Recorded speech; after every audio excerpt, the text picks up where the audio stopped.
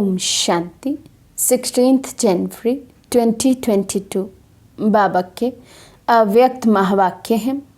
Revise मुरली है 25 दिसंबर 1989 की। मुरली का सार है, रूहानी फ़कुर में रह बेफिक्र बादशाह बनो।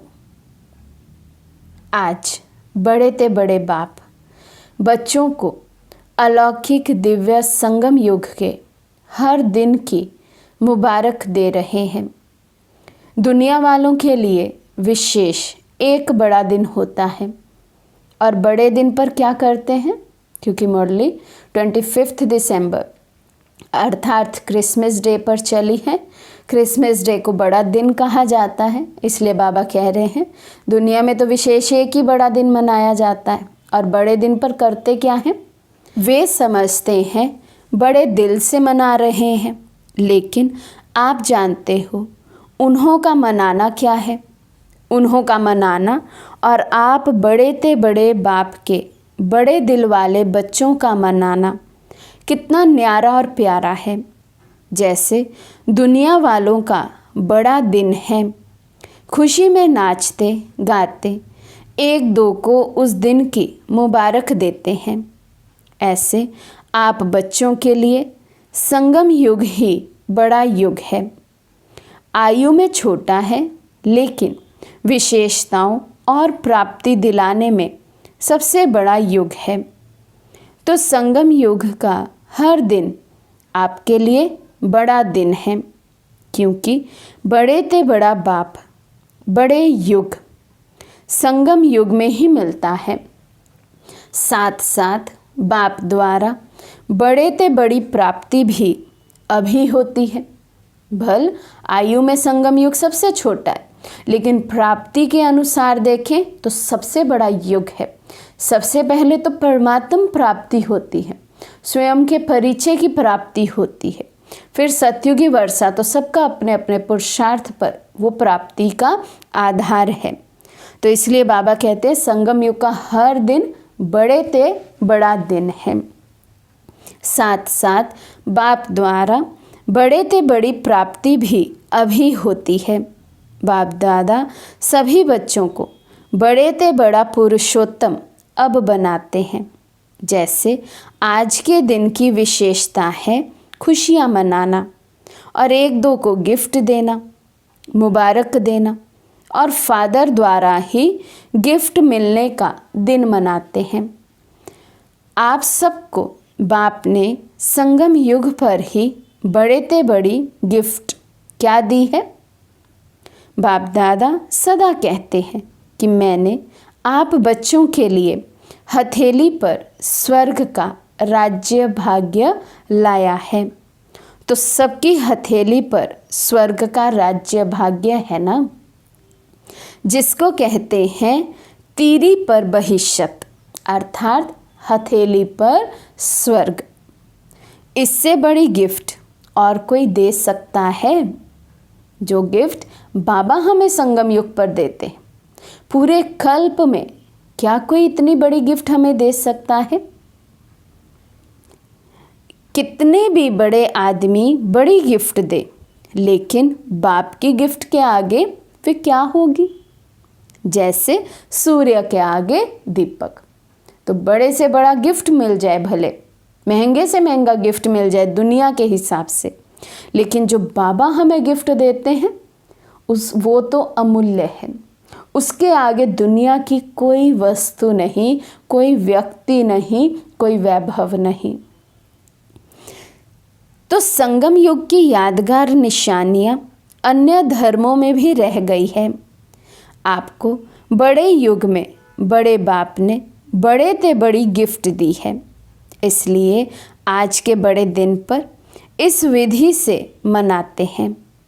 ये क्रिसमस फादर कहते हैं। फादर सदा बच्चों को देने वाला दाता है। चाहे लौकिक रीति से भी देखो, फादर बच्चों का दाता होता है ना। ये है बेहद का फादर। लौकिक पिता भी हमेशा बच्चों को देता ही है, दाता बनकर। जो बच्चे को चाहिए वो देता जाएगा। और ये तो फिर बेहद का बाबा है, संकल्प करने से पहले ही दे देता है। बेहद का फादर गिफ्ट भी बेहद की देते हैं, और कोई गिफ्ट कितना समय चलेगी। कितने अच्छे अच्छे मुबारक के कार्ड गिफ्ट में देते हैं, लेकिन आज का दिन बीत गया, फिर उस कार्ड को क्या करेंगे। क्रिसमस है, न्यू ईयर हो, कोई भी दिन हो, बड़े बड़े कार्ड दो, महंगे से महंगे, अच्छे से अच्छे कार्ड दो। जिस दिन देते हैं या जिस दिन कुछ ऐसा होता है उस दिन उसका महत्व है, अगले दिन उसका कोई इम्पोर्टेंस नहीं रहता। क्या करेंगे फिर।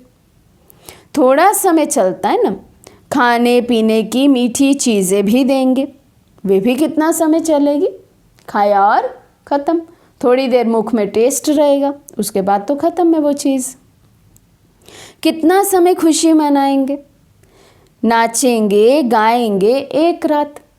क्रिसमस की बाबा बात कर रहे ना, पार्टी करेंगे, नाचेंगे गाएंगे, मुख मीठा करेंगे, एक दो को गिफ्ट देंगे, कार्ड देंगे, ये सब बाबा कहते कितना समय चलेगा।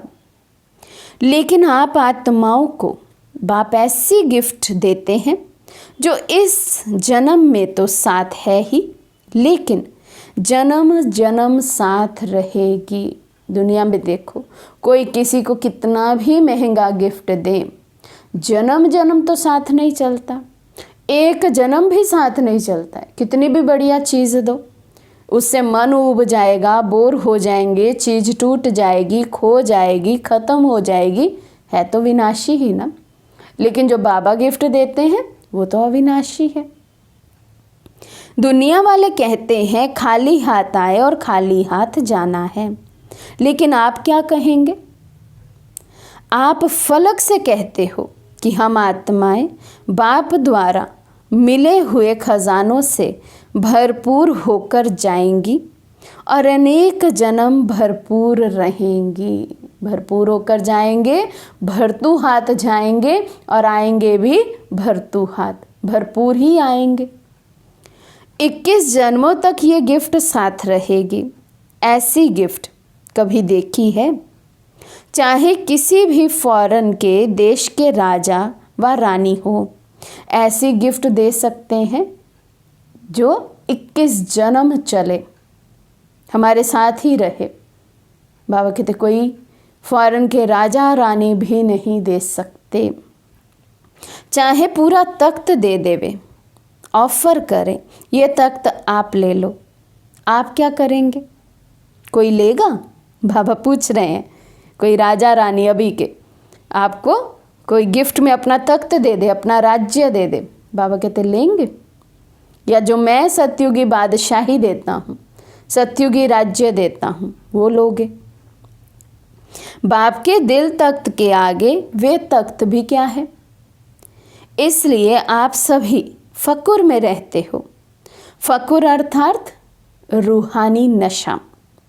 इस रूहानी फकुर में रहने वाले किसी भी बात का फिक्र नहीं करते, बेफिक्र बादशाह बन जाते हैं।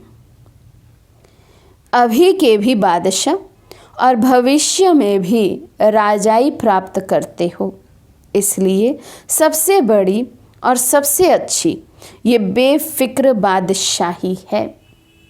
कोई फिक्र है। बाबा पूछ रहे हैं।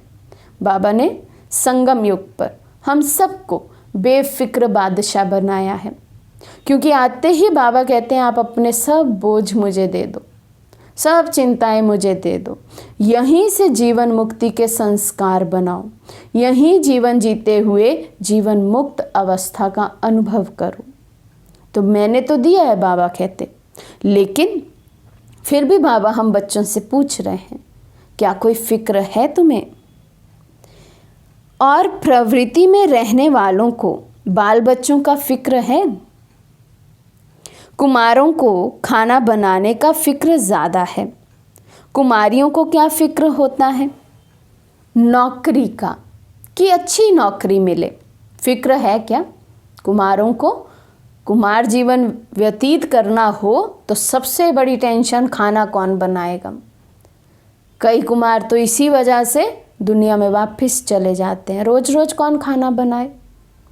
और कुमारियाँ, बाबा कहते हैं उनको नौकरी की टोकरी उठाना अच्छा लगता है, नौकरी की चिंता में रहती हैं, अच्छी नौकरी मिल जाए।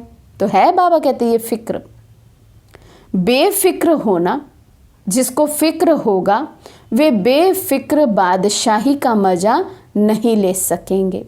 विश्व की राजाई तो 21 जन्म होगी, लेकिन ये बेफिक्र बादशाही और दिल तख्त ये एक ही इस युग में मिलते हैं, एक जन्म के लिए।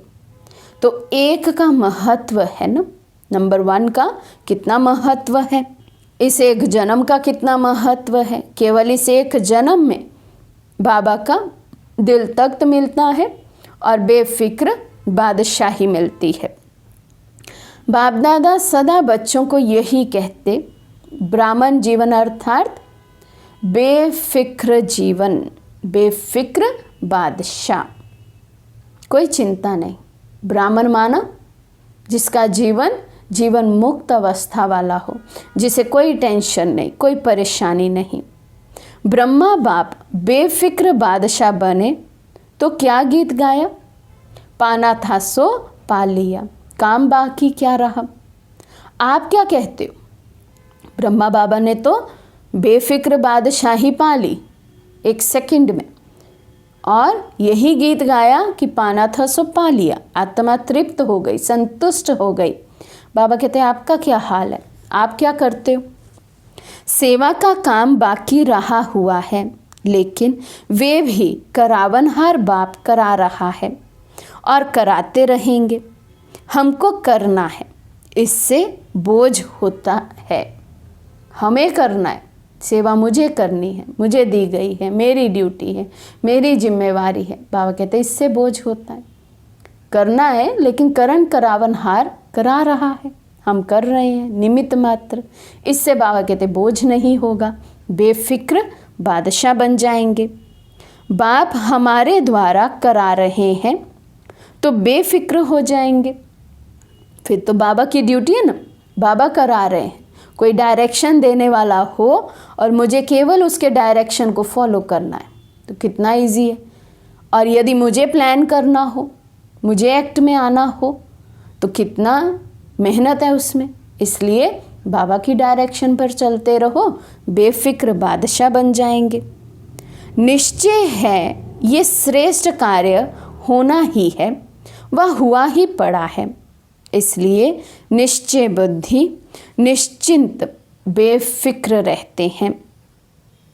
ये तो सिर्फ बच्चों को बिजी रहने के लिए सेवा का एक खेल करा रहे हैं, बाकी मेन तो बाबा कहते बेफिक्र बादशाही पाना है।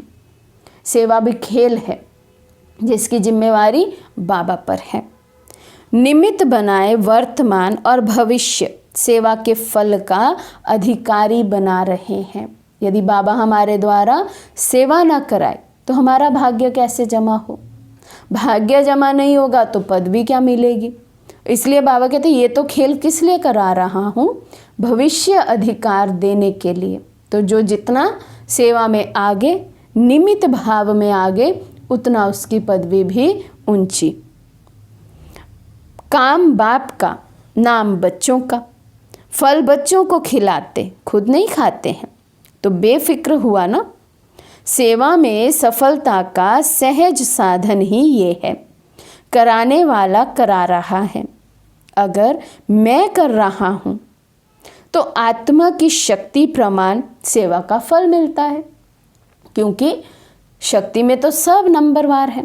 किसने कितना अपना जमा का खाता, कितना अपने अंदर शक्तियों को भरा है, जमा किया हुआ है, स्टॉक है, उसमें सब नंबरवार है।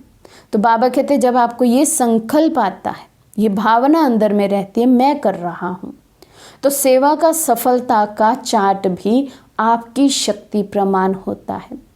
और यदि निमित्त भाव से करते हैं, बाबा करा रहा है, तो उसमें शक्ति फुल है, तो सफलता भी फुल है। बाप करा रहा है तो बाप सर्वशक्तिवान है, कर्म का फल भी इतना ही श्रेष्ठ मिलता है। तो सदा बाप द्वारा प्राप्त हुई बेफिक्र बादशाही व हथेली पर स्वर्ग के राज्य भाग्य की गॉडली गिफ्ट स्मृति में रखो। बाप और गिफ्ट दोनों की याद से हर दिन तो क्या, लेकिन हर घड़ी बड़े ते बड़ी घड़ी है, बड़ा दिन है, ऐसी अनुभूति करेंगे। दुनिया वाले तो सिर्फ मुबारक देते हैं।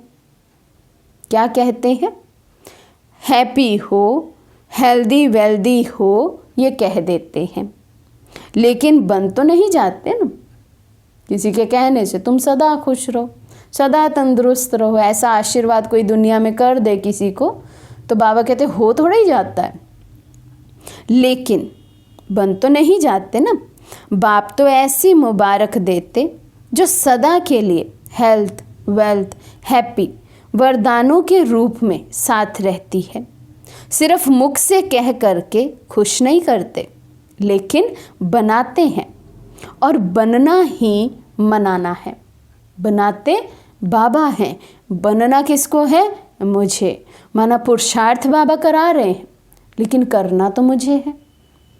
श्रीमत पर तो मुझे चलना है। पुरुषार्थ करा रहे माना श्रीमत दे रहे हैं, लेकिन श्रीमत पर चलेंगे तो बनेंगे ना, बनेंगे तो मनाएंगे, क्योंकि अविनाशी बाप की मुबारक भी अविनाशी होगी ना, तो मुबारक वरदान बन जाती है। आप तना से निकले हुए हो। ये सब शाखाएं हैं, ये सभी धर्म आपकी शाखाएं हैं ना। हम तना से निकले, सत्युग त्रेता युग की आत्माएं हैं, और धर्मों से नहीं, एक धर्म वाले राज्य से आए हैं। बाकी तो सब बाबा कहते हैं और धर्म की शाखाएं हैं, कल्प वृक्ष की शाखाएं हैं। इसलिए वृक्ष की निशानी क्रिसमस ट्री दिखाते हैं। क्रिसमस ट्री कभी सजी हुई देखी है? इसमें क्या करते हैं? तो उस समय जब बाबा मुरली सुना रहे थे, उस समय स्टेज पर 2 क्रिसमस वृक्ष सजे रखे हुए थे।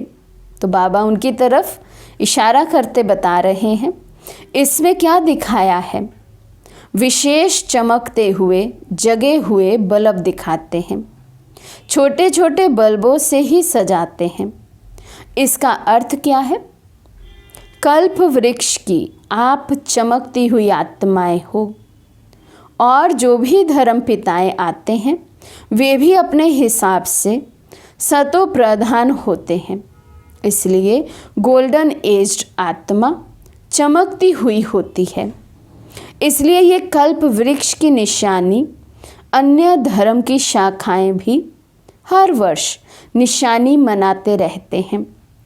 सारे वृक्ष का ग्रेट ग्रेट ग्रैंडफादर है ना। कौन सा बाप ग्रेट ग्रेट ग्रैंडफादर है? बाप ने ब्रह्मा को आगे रखा है। साकार सृष्टि की आत्माओं का आदि पिता, आदि नाथ ब्रह्मा है। इसलिए ग्रेट ग्रेट ग्रैंडफादर है। आदि देव के साथ आप भी हो ना, कि अकेले आदि देव हैं? कल्प वृक्ष में हम आत्माएं भी ब्रह्मा बाप के साथ पाठ बजाती हैं। आप आदि आत्माएं भी अभी आदि देव के साथ हो और आगे भी साथ रहेंगी। इतना नशा है। अभी भी ब्रह्मा बाबा के साथ, भविष्य में भी उनके साथ होंगे, ये नशा है। खुशी के गीत सदा गाते रहते हो ना, या सिर्फ आज गाएंगे? आज विशेष डबल फॉरनर्स का दिन है। आपके लिए रोज़ बड़ा दिन है या आज है? चारों ओर के देश विदेश के बच्चे कल्प वृक्ष में चमकते हुए सितारे दिखाई दे रहे हैं। सूक्ष्म रूप में तो सब मधुबन में पहुंच गए हैं। वे भी सब आकारी रूप में मना रहे हैं। आप साकारी रूप में मना रहे हो। सभी का मन बाप की गॉडली गिफ्ट को देख खुशी में नाच रहा है। बाप दादा भी सर्व साकार रूप और आकार रूपधारी बच्चों को सदा हर्षित भव की मुबारक दे रहे हैं। सदा दिल खुश मिठाई खाते रहो और प्राप्ति के गीत गाते रहो। ड्रामानुसार भारत वालों को विशेष भाग्य मिला हुआ है। अच्छा, सभी टीचर्स ने बड़ा दिन मनाया कि रोज़ मनाते हो?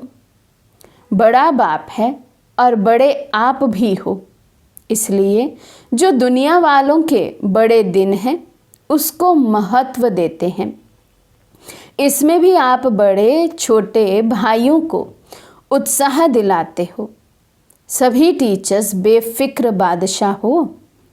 बादशाह अर्थात सदा निश्चय और नशे में स्थित रहने वाले, क्योंकि निश्चय विजयी बनाता है और नशा खुशी में सदा ऊंचा उड़ाता है।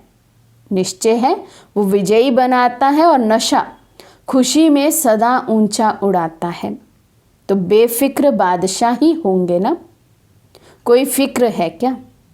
सेवा कैसे बढ़ेगी? अच्छे अच्छे जिज्ञासु पता नहीं कब आएंगे, कब तक सेवा करनी पड़ेगी, ये सोचते तो नहीं हो। असोच बनने से ही सेवा बढ़ेगी, सोचने से नहीं बढ़ेगी। असोच बन बुद्धि को फ्री रखेंगे तब बाप की शक्ति मदद के रूप में अनुभव करेंगे। सोचने में ही बुद्धि बिजी रखेंगे तो बाप की टचिंग, बाप की शक्ति ग्रहण नहीं कर सकेंगे। बाबा और हम कंबाइंड है, करावन हार और करने के निमित्त में आत्मा। इसको कहते हैं असोच, अर्थात एक की याद। शुभ चिंतन में रहने वालों को कभी चिंता नहीं होती। जहाँ चिंता है वहाँ शुभ चिंतन नहीं, और जहाँ शुभ चिंतन है वहाँ चिंता नहीं। या तो शुभ चिंतन चलेगा या चिंता होगी, दोनों एक साथ नहीं हो सकते। एक मन में दो नहीं रह सकते, एक ही होगा। अच्छा, चारों ओर के गॉडली गिफ्ट के अधिकारी बड़े ते बड़े बाप के बड़े ते बड़े भाग्यवान आत्माएं, आदि पिता के साथ साथी आदि आत्माएं, सदा बड़े ते बड़े बाप द्वारा मोहब्बत की मुबारक अविनाशी वरदान प्राप्त करने वाले सर्वसाकारी रूपधारी और आकारी रूपधारी सभी बच्चों को दिल खुश मिठाई के साथ याद, प्यार और नमस्ते।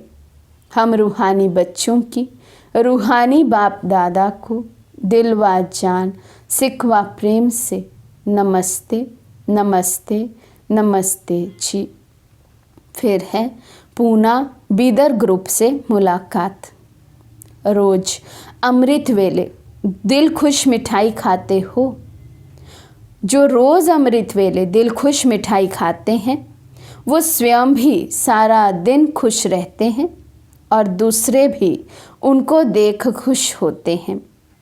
ये ऐसी खुराक है जो कोई भी परिस्थिति आ जाए, लेकिन ये दिल खुश खुराक परिस्थिति को छोटा बना देती है, पहाड़ को रुई बना देती है।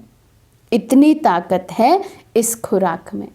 अमृत वेले का इतना महत्व है। अमृत वेले बाबा कहते हैं जिस बच्चे ने अपनी चार्जिंग अच्छे से कर ली है, खुशी का वरदान बाबा से ले लिया है, परमात्मा मिलन के नशे में है, खुमारी चढ़ जाए तो दिन भर में कुछ भी होता रहे, बाबा कहते हैं उन्हें ज़्यादा फर्क नहीं पड़ता। सदा उनको देखकर दूसरी आत्माएं भी खुश हो जाती। ऐसी दिल खुश मिठाई खानी है। इतनी ताकत है इस खुराक में। जैसे शरीर के हिसाब से भी जो तंदुरुस्त व शक्तिशाली होगा वे हर परिस्थिति को सहज पार करेगा, और जो कमज़ोर होगा वे छोटी सी बात में भी घबरा जाएगा। कमज़ोर के आगे परिस्थिति बड़ी हो जाती है और शक्तिशाली के आगे परिस्थिति पहाड़ से रुई बन जाती है। तो रोज़ दिल खुश मिठाई खाना माना सदा दिल खुश रहे। ये अलौकिक खुशी के दिन कितने थोड़े हैं। देवताई खुशी और ब्राह्मणों की खुशी में भी फर्क है। ये ब्राह्मण जीवन की परमात्म खुशी, अति इंद्रिय सुख की अनुभूति देवताई जीवन में भी नहीं होगी। इसलिए इस खुशी को जितना चाहे मनाओ। रोज़ समझो आज खुशी मनाने का दिन है। यहाँ आने से खुशी बढ़ गई है ना। यहाँ से नीचे उतरेंगे तो कम तो नहीं होगी। मधुबन से निकले और खुशी कम हो जाए, बाबा कहते ऐसा तो नहीं होगा। उड़ती कला अभी है, फिर तो जितना पाया उतना खाते रहेंगे। तो सदा ये स्मृति में रखो कि हम दिल खुश मिठाई खाने वाले हैं और दूसरों को खिलाने वाले हैं, क्योंकि जितना देंगे उतना और बढ़ती जाएगी। देखो, खुशी का चेहरा सबको अच्छा लगता है ना, और कोई दुख अशांति में घबराया हुआ चेहरा हो तो अच्छा नहीं लगेगा ना। जब दूसरों को अच्छा नहीं लगेगा तो अपना भी अच्छा नहीं लगेगा। तो सदैव खुशी के चेहरे से सेवा करते रहो। माताएं ऐसी सेवा करती हो, घर वाले आपको देखकर खुश हो जाएं। चाहे कोई ज्ञान को बुरा भी समझते हो, फिर भी खुशी की जीवन को देखकर मन से अनुभव ज़रूर करते हैं कि इनको कुछ मिला है, जो ये खुश रहते हैं। बाहर अभिमान से ना भी बोले, लेकिन अंदर महसूस करते हैं और आखिर तो झुकना ही है। आज गाली देते हैं, कल चरणों पर झुकेंगे। कहाँ झुकेंगे? अहो प्रभु कहकर झुकना ज़रूर है। तो ऐसी स्थिति होगी तब तो झुकेंगे ना। ऐसी स्थिति होगी जब खुद सदा खुश रहेंगे। कुछ भी हो जाए, मैं सदा खुश हूँ, मेरी खुशी नहीं जाए। तब बाबा कहते अन्य आत्माएं जो आज बंधन डालती हैं, आज रोकती हैं, आज अभिमानवश बुरा कहती हैं, वो फिर झुकेंगी। कोई भी किसी के आगे झुकता है तो उसमें कोई बड़ापन होता है, कोई विशेषता होती है, उस विशेषता पर झुकता है। ऐसे तो कोई नहीं झुकेगा ना। दिखाई दे इन जैसी जीवन कोई की है ही नहीं। सदा खुश रहते हैं, रोने की परिस्थिति में भी खुश रहें, मन खुश रहे। ऐसे नहीं हंसते रहो, लेकिन मन खुश हो। ऐसे नहीं रोने की सिचुएशन हो वहाँ पर भी ज़ोर ज़ोर से हंसे, नहीं। स्टेबल रहें, मन से खुश है, मन में हलचल नहीं है। पांडव क्या समझते हैं? ऐसा अनुभव दूसरों को होता है या अभी कम होता है? हमारे द्वारा ऐसा अनुभव बाबा पूछ रहे हैं, दूसरों को होता है? खुश मिजाज रहने वाले अपने चेहरे से बहुत सेवा करते हैं। मुख से बोलो नहीं बोलो, लेकिन आपकी सूरत ज्ञान की सीरत को स्वतः प्रत्यक्ष करेगी। तो यही याद रखना कि दिल खुश मिठाई खानी है और औरों को भी खिलानी है। जो स्वयं खाता है वे खिलाने के बिना रह नहीं सकता। अच्छा, बेलगाम सोलापुर ग्रुप अपने इस श्रेष्ठ जीवन को देख हर्षित होते हो, क्योंकि ये जीवन हीरे तुल्य जीवन है। हीरे का मूल्य होता है ना, तो इस जीवन को इतना अमूल्य समझकर हर कर्म करो। ब्राह्मण जीवन अर्थात अलौकिक जीवन। अलौकिक जीवन में साधारण चलन नहीं हो सकती। जो भी कर्म करते हो वे अलौकिक होना चाहिए, साधारण नहीं। अलौकिक कर्म तब होता है जब अलौकिक स्वरूप की स्मृति रहती है, क्योंकि जैसी स्मृति होगी वैसी स्थिति होगी। स्मृति में रहे एक बाप दूसरा ना कोई, तो बाप की स्मृति सदा समर्थ बनाती है। इसलिए कर्म भी श्रेष्ठ अलौकिक होता है। सारा दिन जैसे अज्ञानी जीवन में मेरा मेरा करते रहे, अब यही मेरा बाप की तरफ लगा दिया है ना। लौकिक जीवन में, साधारण जीवन में हर चीज़ को मेरा मेरा किया है। अब बाबा कहते अलौकिक जीवन माना, जिसको अभी तक मेरा मेरा कहा वो सब बाप के हवाले कर देना। अभी और सब मेरा मेरा खत्म हो गया। ब्राह्मण बनना अर्थात सब कुछ तेरा कर दिया। ये गलती तो नहीं करते हो, मेरे को तेरा तेरे को मेरा तो नहीं बना देते हो। बाबा कहते ये चेक करो, गलती तो नहीं करते, मेरे को तेरा तेरे को मेरा। जब कोई मतलब होगा तो कहेंगे मेरा और कोई मतलब नहीं होगा, तो कहेंगे तेरा। जब कोई मतलब है तो मेरा मेरा, जब मतलब नहीं है, नहीं नहीं ये तो सब कुछ बाबा का है। बाबा कहते ऐसा तो नहीं है। मेरा भले कहो लेकिन मेरा बाबा कहो। मेरा शब्द भले ही यूज़ करो लेकिन मेरे के साथ क्या लगाओ, सदा बाबा। बस मेरा जहाँ यूज़ करना है वहाँ बाबा हो, मेरा बाबा, और कुछ मेरा नहीं। बाकी सब मेरा मेरा छोड़कर एक मेरा। एक मेरा कहने से मेहनत से छूट जाएंगे, बोझ उतर जाएगा। नहीं तो गृहस्थी जीवन में कितना बोझ है। अभी हल्के डबल लाइट हो गए, इसलिए सदा उड़ती कला वाले हो। उड़ती कला के सिवाय रुकती कला में रुकना नहीं है, सदा ही उड़ते चलो। बाप ने अपना बना लिया, सदा इसी खुशी में रहो। अच्छा, आज का वरदान है, ज्ञान के साथ साथ गुणों को इमर्ज कर नंबर 1 बनने वाले सर्वगुण संपन्न भव। ज्ञान के साथ साथ गुणों को इमर्ज कर नंबर 1 बनने वाले सर्वगुण संपन्न भव। वर्तमान समय आपस में विशेष कर्म द्वारा गुणदाता बनने की आवश्यकता है, इसलिए ज्ञान के साथ साथ गुणों को इमर्ज करो। यही संकल्प करो कि मुझे सदा गुणमूर्त बन सबको गुणमूर्त बनाने का विशेष कर्तव्य करना ही है। तो व्यर्थ देखने, सुनने व करने की फुर्सत ही नहीं होगी। दूसरों को देखने के बजाय ब्रह्मा बाप को फॉलो करते हुए हर सेकंड गुणों का दान करते चलो, तो सर्वगुण संपन्न बनने और बनाने का एग्जाम्पल बन नंबर 1 हो जाएंगे। स्लोगन है, साइलेंस की पावर द्वारा नेगेटिव को पॉजिटिव में परिवर्तन करना ही मनसा सेवा है। साइलेंस की पावर द्वारा नेगेटिव को पॉजिटिव में परिवर्तन करना ही मनसा सेवा है। अच्छा, ओम शांति।